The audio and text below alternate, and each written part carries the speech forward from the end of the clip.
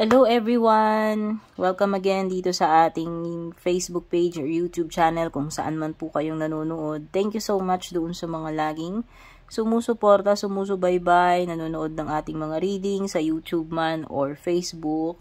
Kung hindi pa po kayo nakakasubaybay, please like and follow our FB page and pa-subscribe na rin po sa ating YouTube channel. Okay, this is another collective reading.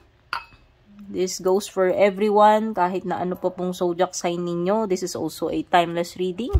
Kung kailan nyo po ito machi-tsempohan.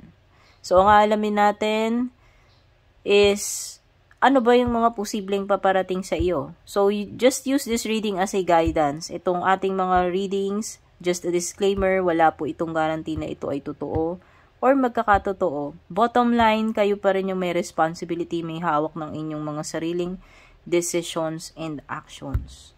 Kayo pa rin yung gumagawa ng kapalaran ninyo. Ano? Tignan na natin. Ano ba itong mga posibleng paparating sa inyo?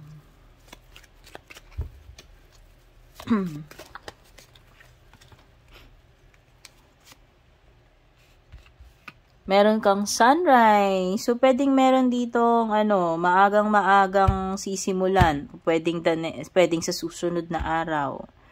Okay? Pwedeng indication ito ng panibagong, pwedeng extension. Kumbaga, parang mabibigyan ka pa ng isang araw pang palugit. Or, this is an indication of panibagong opportunity, panibagong simula.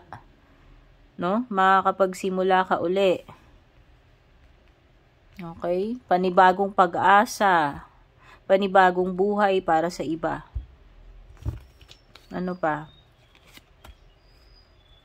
Something important such as a new job or raise. Ayun na nga. Diba? May binanggit ako about opportunity.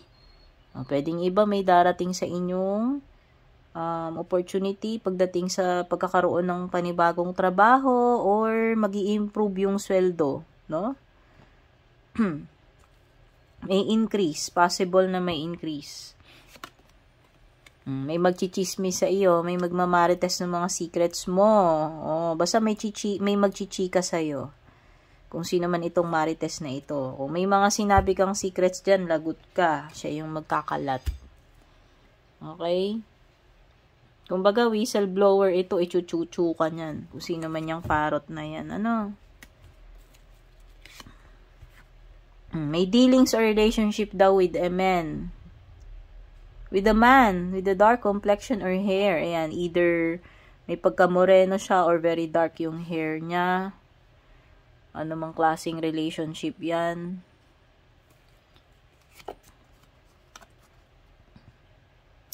Yung iba makaka-experience kayo ng fear, worries, or yung mga sitwasyon na nakaka-tense. Nakaka-stress, nakakakaba, nakaka-worry, nakakatakot, no? Kumbaga, magiging uneasy kayo kung ano man ito.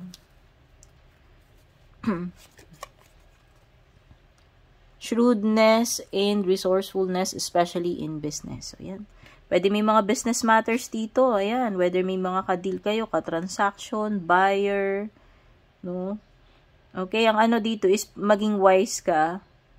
Maging wise, maging practical, maging maingat, no? Pagdating sa mga business transactions na gagawin mo, kakaharapin mo.